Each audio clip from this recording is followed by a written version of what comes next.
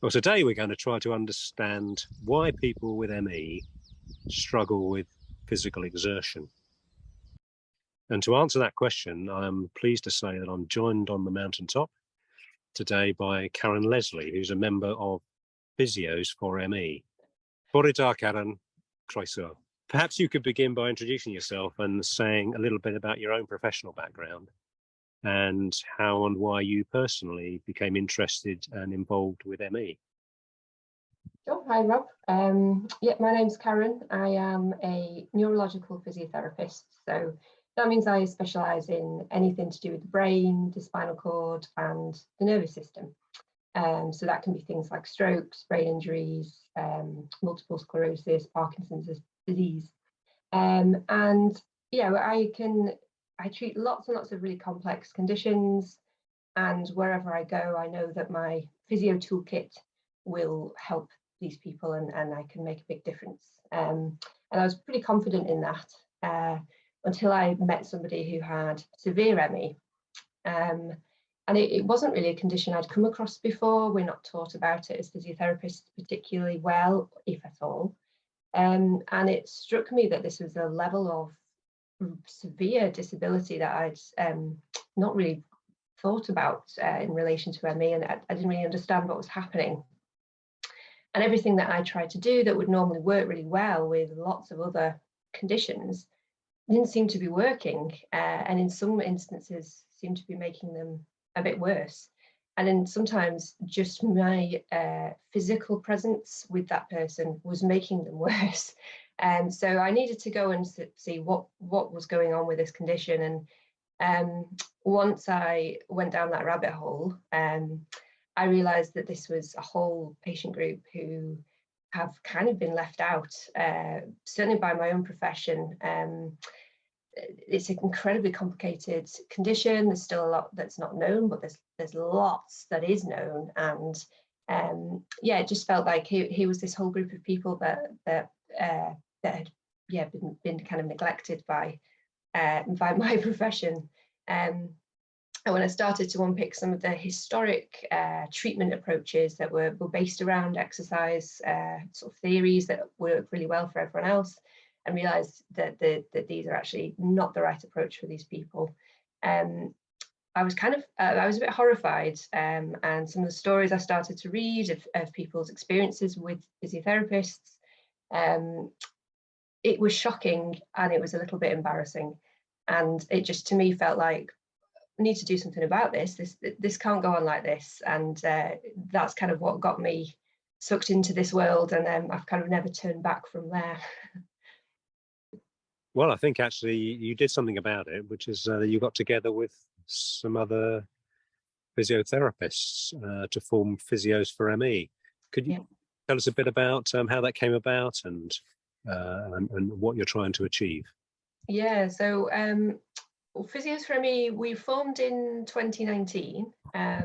My background pre-physio is in journalism and communications, so I quite like talking about things and communicating, and I started to be a lot more vocal online through Twitter, and basically I came across these three other physiotherapists who all shared the same kind of approach that I did, but also they all had their unique experiences and skill set. So I met Natalie Hilliard, who's probably one of the most compassionate physiotherapists I've ever met. She's fabulous. She specialises in musculoskeletal and neurological physio, but she does have this specialty for treating and working with people with ME. And her kind of clinical knowledge and experience is just mind-blowing. Kind of learned so much from what she does. And she's quite recently joined as like a clinical specialist in a long COVID study, for example. She's got more involved in that side of things as well. So she was fabulous. There's Dr. Michelle Bull, whose original specialty was in cardiac rehab. So she's come from a very exercise promotion kind of heavy background. Her current role is a transformational role in the NHS. She does also do some clinical work in long COVID clinics as well. She'll find it amusing because I don't fully understand what her job means, and I never have. But basically, She has amazing project management skills, and she basically has steered us in lots of directions and can kind of really keep us on focus and on kind of point. And then we have Dr. Nicola Clegg-Baker, she's a neurological physio by background. She teaches physiotherapy and research currently at the University of Liverpool. And she also has a research role there, and she's our lead researcher and responsible for driving a heck of a lot of the stuff that we get involved in. She's got incredible energy and a very big brain. So all three of them had direct personal experience of caring for someone with ME. So they all had this very long period of time of understanding the difficulties that people with ME face, not only from the condition itself, but from working in healthcare, that many systems aren't really set up for people with ME, and the management options on offer are fairly poor. And they were all really inspired and kind of amazed at the resilience of the people that they knew and that they worked with and that they cared for. And that's kind of really helped to drive our kind of team forwards. So we kind of linked up. We met virtually before COVID made it a thing. We were meeting virtually because we're scattered across the UK, and we formed officially in 2019 with three kind of key aims, really, which was to be advocates for people with ME, and also advocates for our profession, to try and kind of marry the two up and show that there is benefits from physiotherapy when it's done correctly, to educate physiotherapists, and also to research and look at new, try and discover new ways that we can potentially help this patient group. So yeah, we've been going for over 4 years now, and we've certainly done more than we ever expected to.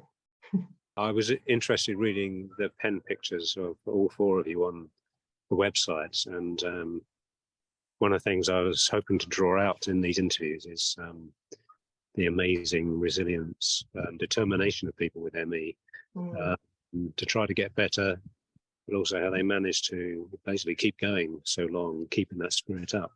Yeah. And I noticed that Nicola mentioned about her friend who she'd met at university, who'd become severely ill with ME, and she said she's been amazing, so strong. And Natalie said, my friend who has a severe ME, my friend continues to inspire me.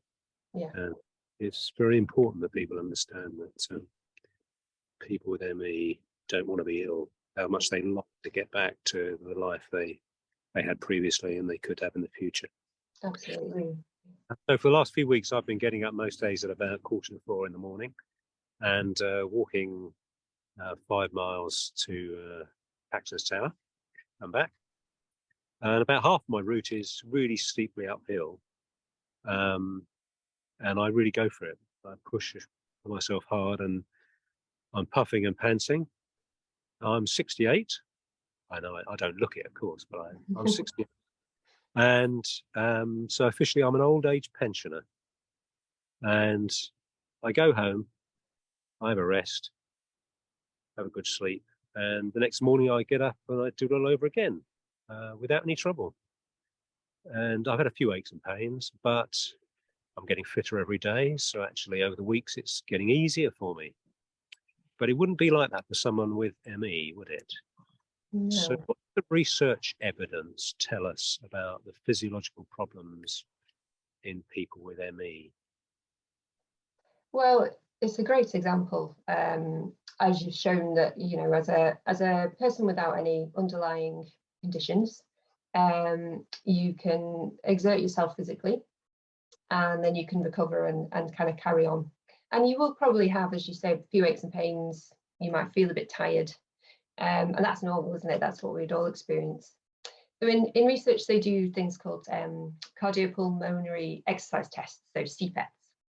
And that's where they would hook you up to a big mask that looks at all the various gaseous exchanges going on, and they look at your heart rate and all those kind of measurements, and stick you on a exercise bike or a treadmill and get you to gradually work towards your point of maximal exertion to see what's going on. And they look at things like when your metabolism switches from aerobic to anaerobic. So that's when we're talking about how you produce energy. Aerobically would be using oxygen, and that's a really efficient system, and that's what we're doing right now. Anaerobically is when we don't use oxygen. We don't produce quite as much energy, but we can do it at kind of that maximum point if you think about a sprinter. And normally the byproduct of that is going to be excessive lactic acid, which people will link to that kind of feel of your muscles burning. And we can't sustain anaerobic for that long. And so these CPET tests often will look at the point at which you are going to start to switch from your aerobic to your anaerobic. And around that point, you're not going to kind of last more than a few more minutes before you're going to have to stop. So when they look at healthy people doing one of these tests, you're obviously working physically hard. They report fatigue, muscle soreness, but they tend to recover fairly quickly. So they've looked at saying that an average time in a kind of sedentary person who's not fit would take about 2 days to recover. There's a team of exercise physiologists in California called the Workwell Foundation, and they've been kind of pioneering and doing lots of these kind of tests on people with ME. And the stuff that they found has been enlightening, really. It shows you what's happening physiologically in someone with ME. So when they use this CPET test on a person with ME, they also experience fatigue and muscle soreness that you or I would. But they also report extra symptoms. So they might have things like cognitive dysfunction. So they might have extra memory issues, or what you probably heard the term brain fog would come in. They might experience flu-like symptoms. So kind of sore throats, tender lymph nodes, that kind of horrible malaise that comes with feeling ill. And they might have a real decline in their ability to function day to day. So as you come home from your walk, you can probably then continue to live your life, making your meals, going for a shower, that kind of thing. The people with ME after this sort of thing were struggling even to manage that. And just this year, they published a new study where they kind of accumulated the recovery times from these things and found the average recovery time for a person with ME is about 2 weeks after one of these tests. Although actually in that study, one of the participants, they hadn't recovered after a year.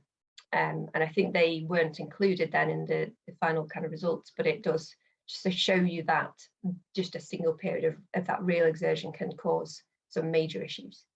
And what's happening is shown better when this Workwell Foundation did what they call a repeat CPET. So you do one test and then you come in 24 hours later and you do another test. So like you're going out walking every day, aren't you, every 24 hours.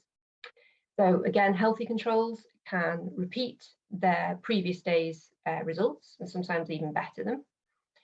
They've even picked up on other conditions that produce fatigue, like multiple sclerosis, HIV, and those people can also repeat their results the following day. But when they took people with ME, they found a real marked deterioration in their performance of these tests on the second day. And when we say deterioration, what they talk about is that even on the first day, a lot of people with ME will start working anaerobically much sooner than you or I would. So they're working much harder, much quicker. But on the second day, they're working even harder and they enter their anaerobic metabolism even sooner. So their performance has declined. And this is what they consider to be an objective indicator of what the hallmark characteristic of ME is, which is post-exertional malaise, which is a kind of, it's either an exacerbation of the symptoms that you have or even additional new symptoms in response to exertion. And that can either be an immediate response, but it's often delayed, and it can be delayed by 1 or 2 days in sort of on average. And it can last for several days, for several weeks, or longer. So with these CPET tests, what they've kind of showing is this kind of physiological effects really of this extreme physical exertion, and that unfortunately for people with ME, the more that they work, they don't get this training effect, they don't get fitter, they actually get iller and worse and perform even worse. So that's what's going on in the background. So the people with ME that they're testing, in Workwell Foundation Mm. must have fairly mild level of ME in order to be able to undertake those things. You mentioned one person didn't get better after a year, and I suppose there must be some ethical issues around how you test people. Yes, and I think that's what the paper they released this year was kind of exploring and saying there needs to be a level of informed consent when looking at these tests. I know in America they will use them to help them from an insurance point of view to provide proof basically of illness. But also that's a good point that a lot of the research, and there's other centres I think that have been doing this kind of research now.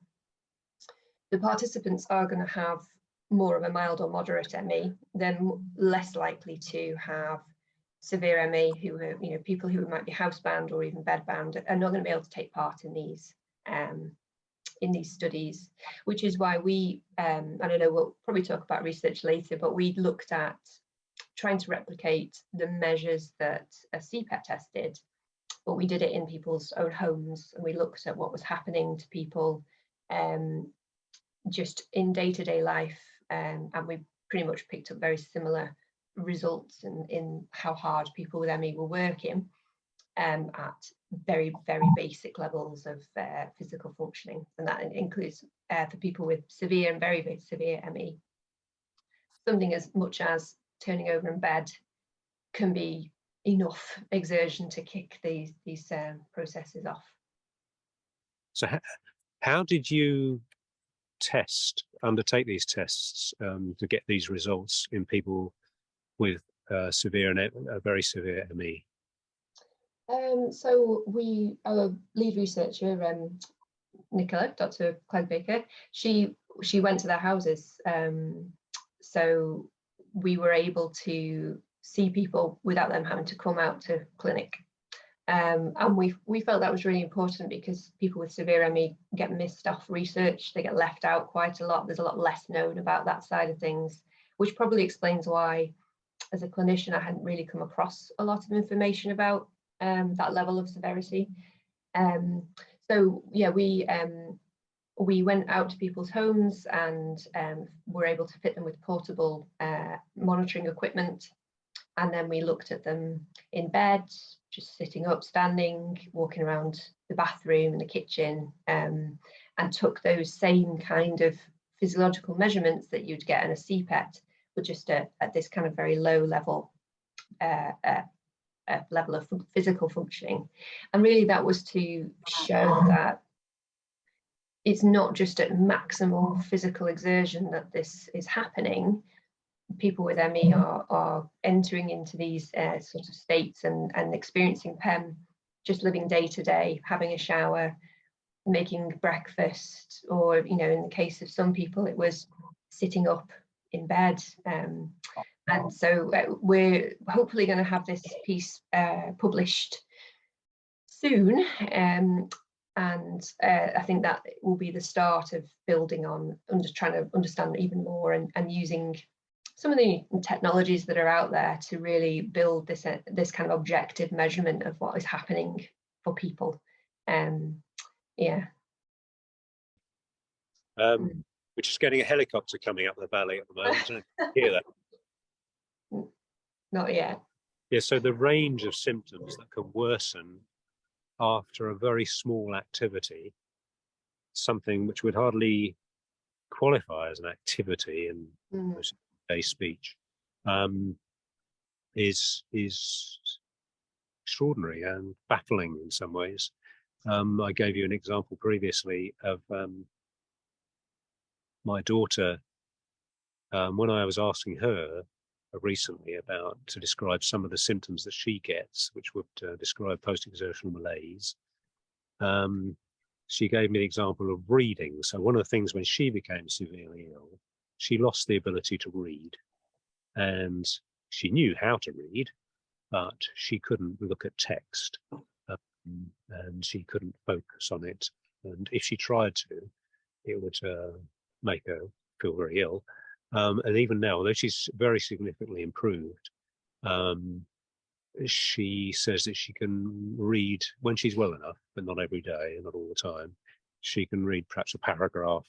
And if she tries to push on beyond that, she said, I get pains in my legs. That's crazy. Why would I get pains in my legs from reading? And recently, my wife and I went to the international research conference put on by Invest in M.E. Research, which is one of the charities I'm supporting.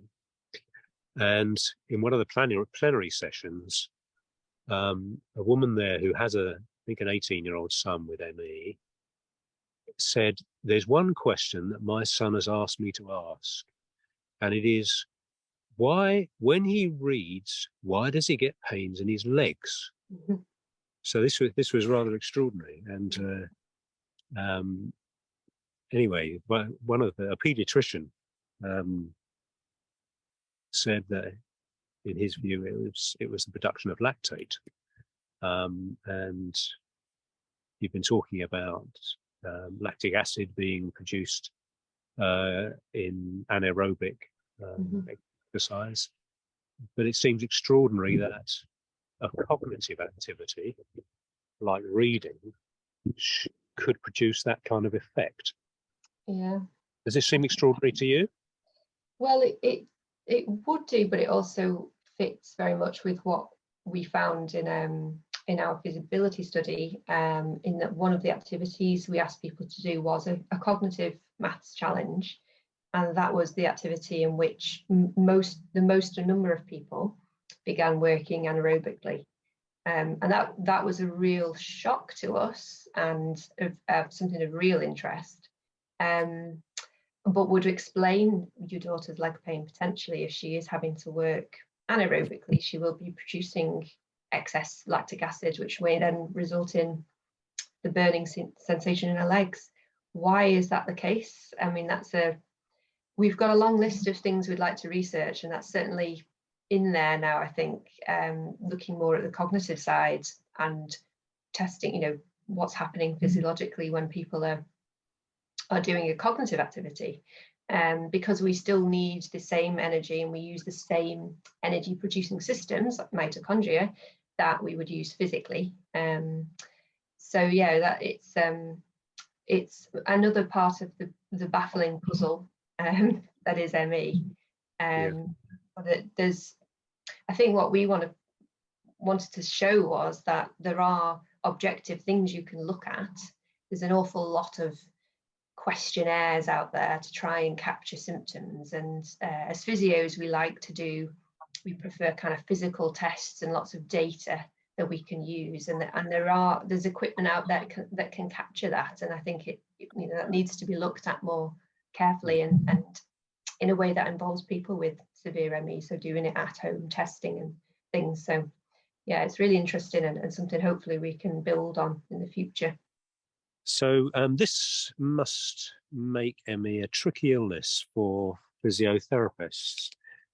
Presumably, they can't use some of their standard rehabilitative approaches, and graded exercise therapy, which was previously recommended by NICE, but is not approved by the latest guideline, because the evidence for it was seen as weak or very weak, and there was a lot of self-reporting by patients that it actually seemed to make them worse.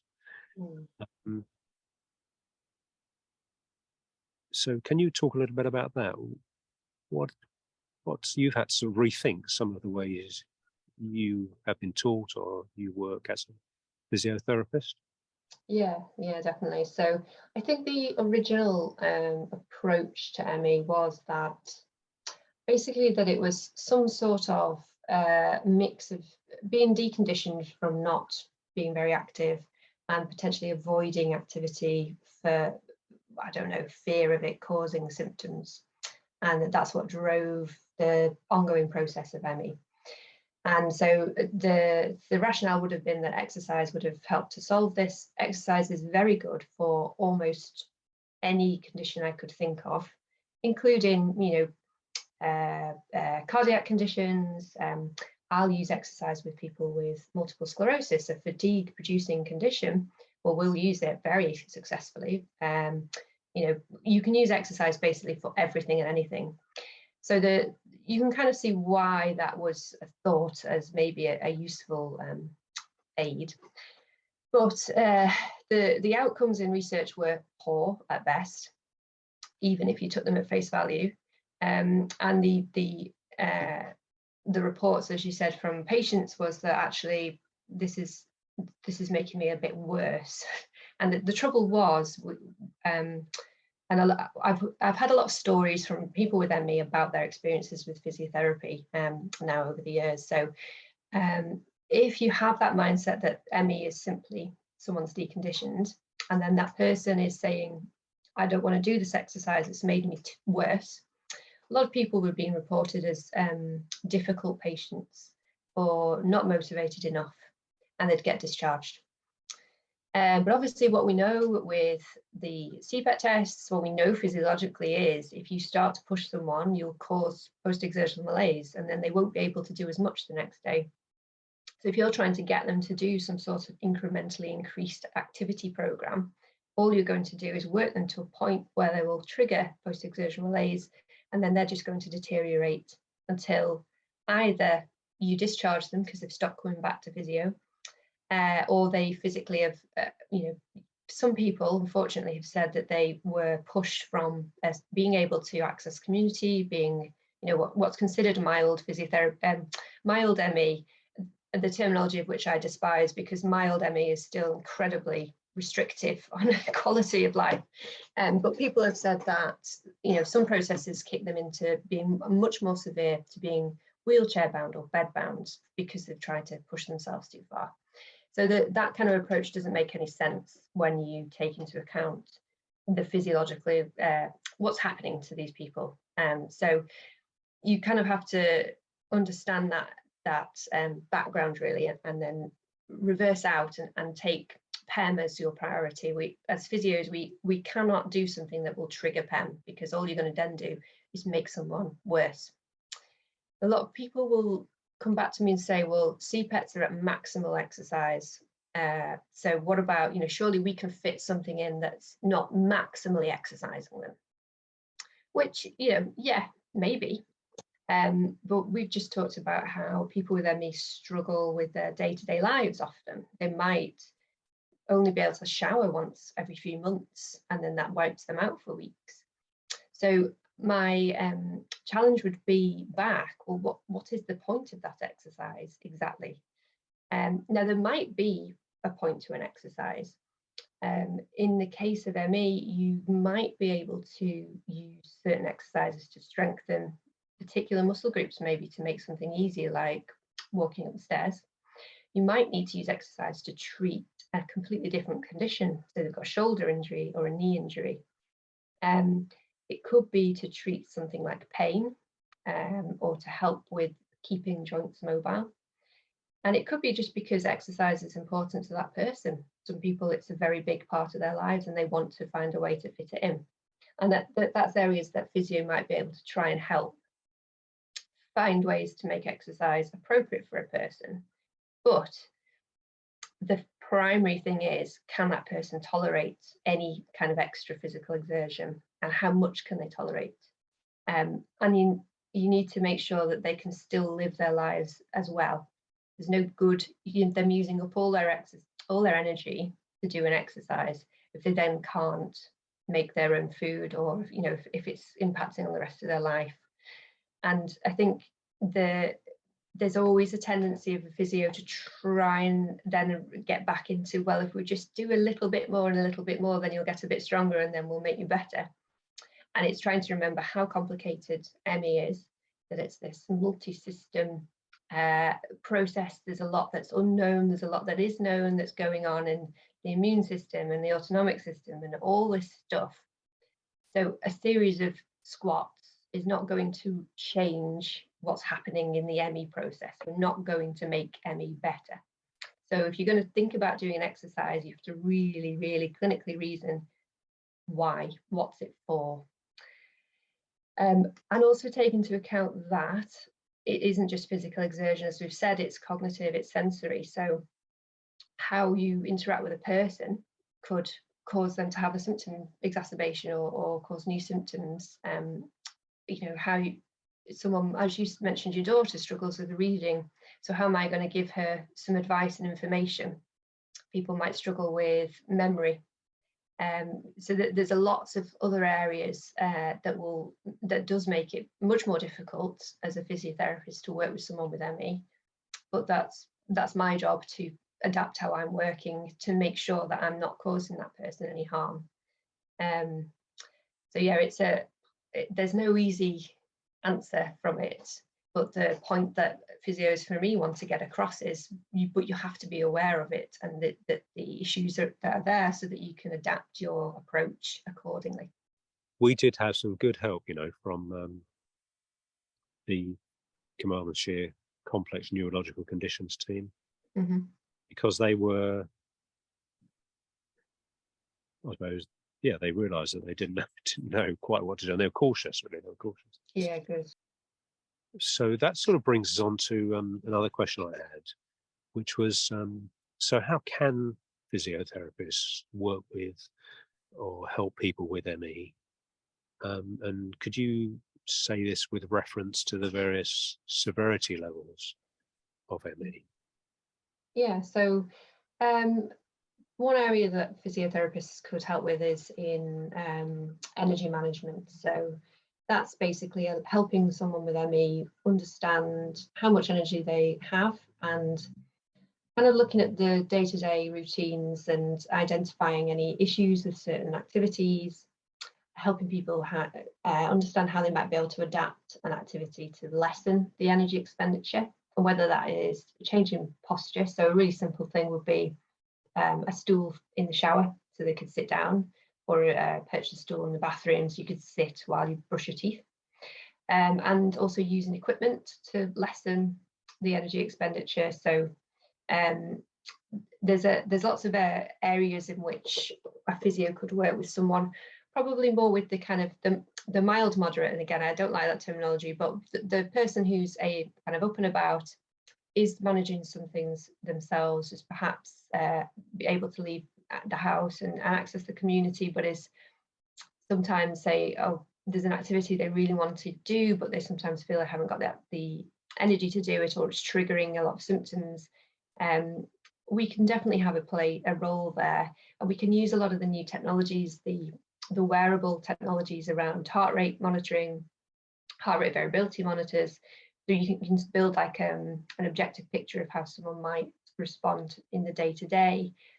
We're all about problem solving physio, so there's definitely that role there that we can help support people with, as long as we understand as well that the symptoms, people with ME will fluctuate all the time, unpredictable. Life is unpredictable, isn't it? There'll be things that will come up. So helping people to kind of modify activities as things come along, and sort of help to solve issues. So there's that role within energy management. There might be roles within other specific symptom management, so pain management. In the world of pain, there's no one set rule as to what will work. Modalities like massage, acupuncture seem to work really well for some people, and also then seem to cause more problems for other people. So it's a very individualized approach that we need to take. For people with more severe ME, very severe ME, people who might not be able to leave the house, or be confined mainly to kind of beds and chairs, there's a big piece of work there for physiotherapists, particularly those who are used to working with complex chronic conditions, or people who've got very severe physical disabilities, where we can look at positioning advice, joint maintenance, look at equipment like providing specialist seating and beds, and even sort of working with carers to teach them about moving and handling, and perhaps more passive mobilizations and stretches to help maintain the muscles and the joints, which could help manage with pain and other symptoms like that. So there's a role definitely in there for those with severe ME. It's for me, I found that much more difficult with severe ME, because there's the added issue that my presence will probably be causing them some sort of sensory exertion. So sometimes it's almost trying to manage from afar, or limit your contact, and working with carers instead, and helping to do sort of problem solving like that. Just always be mindful that you're always monitoring how that person is, not just in the session that you're with them, but the few days afterwards as well, because of the delayed nature of PEM. And then a physio also needs to understand if ME is what you call a comorbidity. So if you're treating someone for a condition in your own speciality, be it a joint injury, or they've come into hospital because they need an operation, you have to be aware that ME is also there as part of their treatment, a part of their conditions, and adapt your treatment accordingly. So that might be that for example, an exercise to treat a injured shoulder might need to be adapted. The position that they do it in might need to be adapted to reduce the energy expenditure or the intensity of the exercise. And you might need to monitor them more carefully to see if those exercises or that treatment that you're doing is being tolerated, or if it is triggering their ME symptoms. So yeah, there's definitely places, there's definitely an area that physios will assist with, and it's more around this symptom management, as opposed to thinking that we can actively treat ME. But that shouldn't be anything new to physios, because we work with people with lots and lots of chronic conditions and diseases that we might not actively treat, but we will always work on those secondary issues. And really, our whole job is to try and help people, and that's what we should be doing with people with ME. So I just very interesting what you're saying there, and you actually come up with a lot of things that physiotherapists can do, and some of the things you were mentioning there, like shower stall and so on. I might think, oh, that's an occupational therapist job, but actually, physiotherapists and occupational therapists working jointly, we found very good. Another thing I wanted to pick up on there was working with the need to work with carers. Carers, how important that is. Often the person, especially if they've got severe ME, isn't really able to communicate adequately themselves. And so it's really, really important to work closely with the carers and the families. And then the other thing you mentioned was about people with very severe ME might actually find your presence in the room difficult. And that's another one of these things which is a bit difficult for people who haven't experienced it to understand. And there you really do need to take the advice of the carers, listen to what they say about that. In our situation at the moment, we know that almost any interaction in the room is a problem. And so how do you go into a room with that, where somebody's got that level of sensitivity, and where if you do too much or stay too long or talk too much, can lead to some very bad consequences for that person in terms of post-exertional symptoms. So it's really important to listen to the carers and to try to work out before you go in what you're going to do and what you're not going to do. And maybe we've had a good experience with physiotherapists where they're willing to come back. And that's the other problem is, I know physiotherapists, all health professionals are up against it in terms of the demands. But actually, you may have to work very slowly with somebody and be prepared to go back and just do a very little bit each time. Yeah, that's a great point. That you are unlikely to be able to carry out a typical full assessment in one sitting. And it's working around that and talking to carers and family, and the big important one is listening and understanding and believing what you're being told. It should be a fairly prerequisite, but there are some instances that I've heard of which that isn't even happening. But listening to people is good. Yeah, well, we know that medical professionals, doctors and physios included, ME isn't generally part of the training. However, there is an awful lot of stuff out there about ME there's loads and loads of case studies and examples of people with severe and very severe ME. And as a professional, if you come across a condition you don't know, don't understand, that's your professional job. Find out about it. It's not that difficult. Yeah, I would agree. I think having the NICE guidelines changed now is more helpful, because a cursory glance might be, as a professional, to something like a main guideline. So that is more helpful, but that is more kind of aligned with the current understanding of ME. But yeah, there is a professional responsibility to look at into conditions, and as part of our registration to practice, we have to show we are continuing our professional development. So there is a level of responsibility for sure. And I think one of the things Physios for Me wanted to do, because there's a lot of information out there, and a lot of it is so complex, it's beyond our expertise as physios, particularly the immunology stuff. I've certainly not understood a heck of a lot of the immune side of things, because it's very, very complex.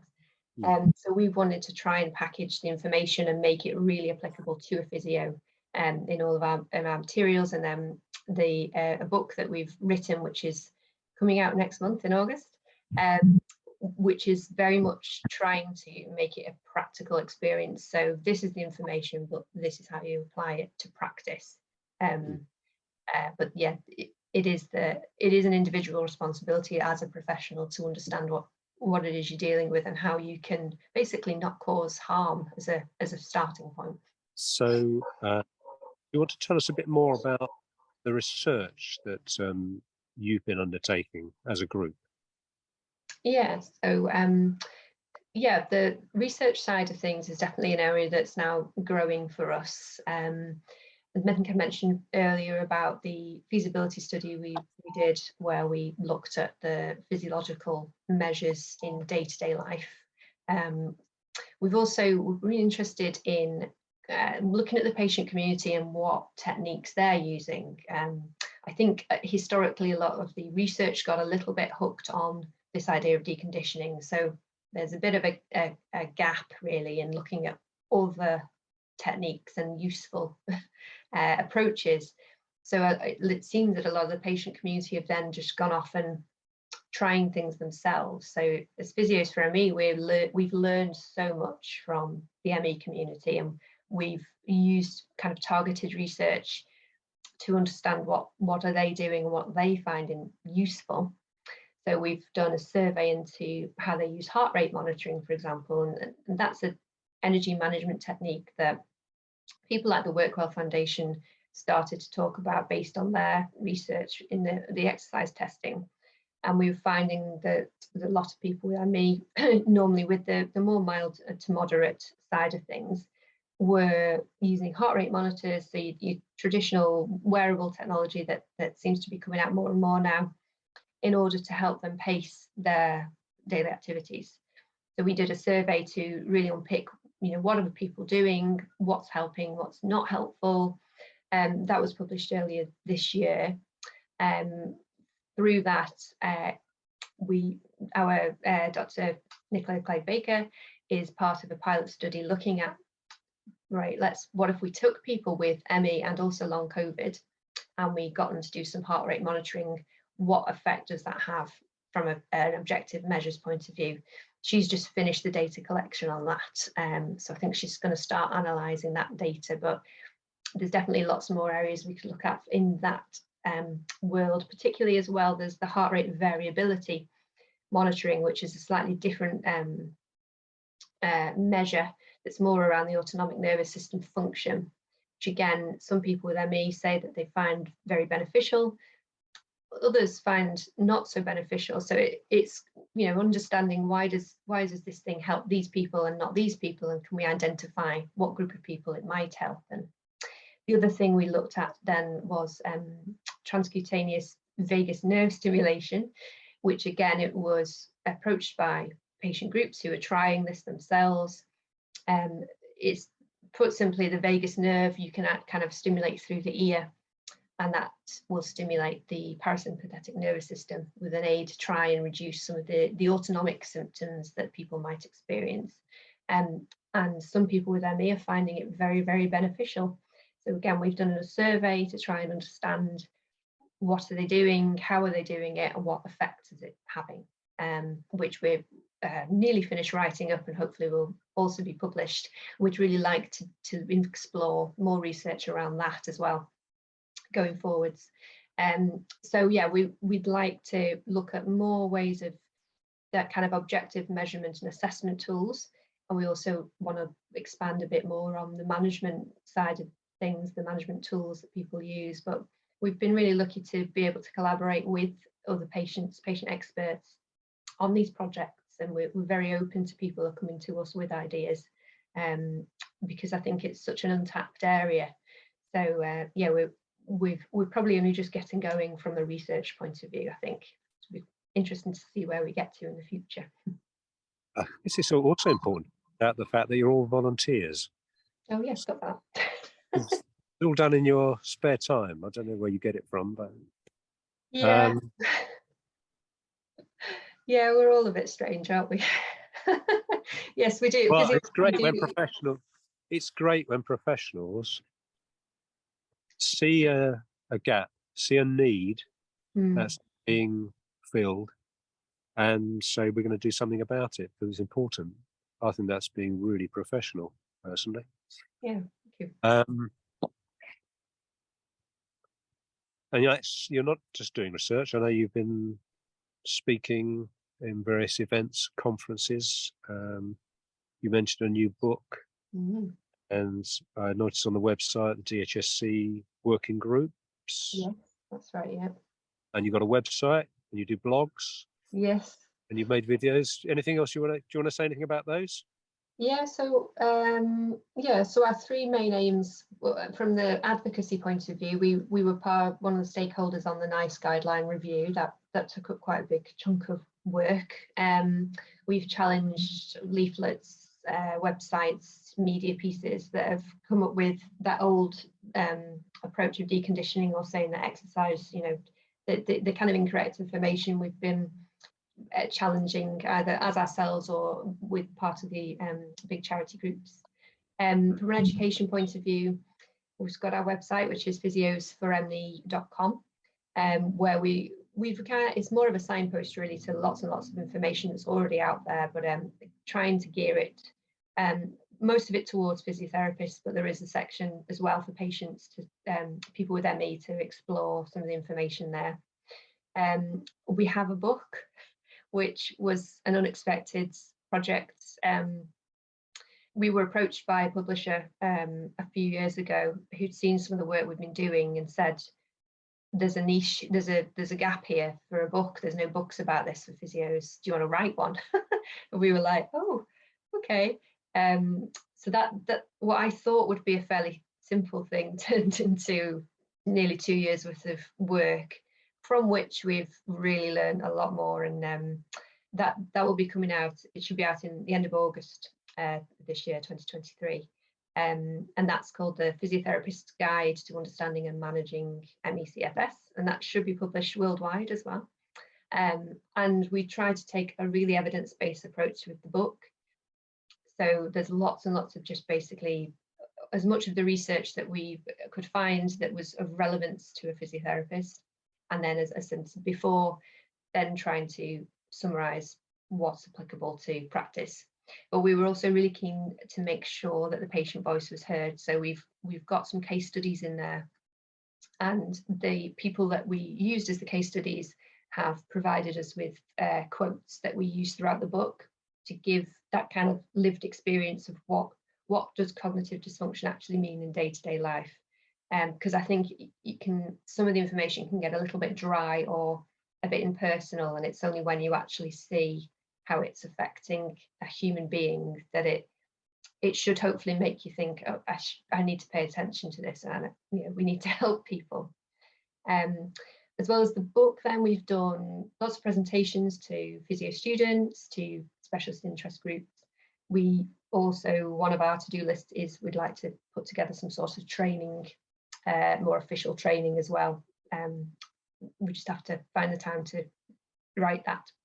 And then obviously the other arm is the research arm, which I've talked about, and we're in the process of writing up a lot of the things we've done, trying to get published, putting a lot of this stuff out at conferences, and hopefully doing more research in the future. So we keep ourselves busy, but we're all of the same personality, where we can just see that this needs, you know, this is an area that needs someone to sort it out, basically, and we're not going to let it go. And we are blessed that we don't have ME and we have the energy to dedicate to it. So yeah, we're kind of fighting the corner now over here. You mentioned NICE. The old NICE guideline, it didn't describe ME as we were experiencing it, really. And the new NICE guideline is so much better. It's not perfect, of course, but it's a lot better, and it gives some good guidance about how health professionals should engage with people with ME, including people with severe ME, and deals with things like things to be considered if they need hospital admission and so on. And we found those to be very useful, and we've worked with professionals to implement them successfully. Well, I think we're coming near the end of our discussion, Karen. So I just wonder if there's anything else you'd like to say that we haven't talked about already. And also, something else I ask everybody is, are there reasons to be hopeful? Yeah, I think there's reasons to be hopeful. I think since COVID, we've obviously got now long COVID that's out there, and I think that's put more of a spotlight onto ME, to be honest. The long COVID is obviously a very complex condition, and to me it seems like a little bit of an umbrella term that covers a heck of a lot of things. But one of those things, you know, is most certainly is ME. From there's definitely people who would qualify as and being diagnosed with ME, and I've seen a lot more awareness about people being more cautious with their approaches. I've seen a lot more people talking about post-exertional malaise and the adaptations to treatment. I think it has brought it to more focus to researchers and to health professionals, many of whom unfortunately are experiencing these things as well. And though in a whole, you know, it's not great that this is happening, I think it's made ME maybe becoming more relevant for once. You know, we've certainly capitalized on a focus on long COVID to bring in a lot more teaching about ME in some of the work we've done. So, and I think from a research point of view, there's now more researchers interested in this area, and more funding hopefully going towards it. And we've met people coming in new to the field who have switched their interests to focus on ME, and they've kind of entered it via the COVID route. So I also think that there's a lot more emerging technology out there. As mentioned, like the wearable tech. I know there's a few apps being developed with a much more of that energy management focus. I think there's a lot more out there that there will be out there that can possibly start to help people with ME manage symptoms and kind of benefit their lives, and all of the like adaptive technologies that are coming out. So your voice activated doorbells and all this kind of stuff could be helpful for people who have limited physical abilities or need to kind of reduce their exertion. So there's technologies coming up, and would be something I'd say is quite interesting. And I'd say from a Physios For M.E point of view, we've certainly getting a lot more physiotherapists from around the world getting in touch with us, wanting to learn more, realizing that they don't know enough because we're not taught about it. But there are a lot of very clever professionals out there who are very caring and who want to do better. And there's some we've now met, and we've got this network of people that are just fabulous, and they are all want to help as well. So I think that's building and building. And yeah, I'd say that's also a reason to be hopeful. So yeah, to me, from our journey point of view, we're only at the beginning. So yeah, hopefully there's lots more in the future. Well, that's great. It's good to hear and to finish on such a positive note. And I just want to say thanks again to you, Karen, and to all your colleagues at Physios for M.E. for the work you've done and the work you're doing and are going to do in the future to make the sun rise for people with ME. Thank you very much. Thank you. Diolch yn fawr iawn.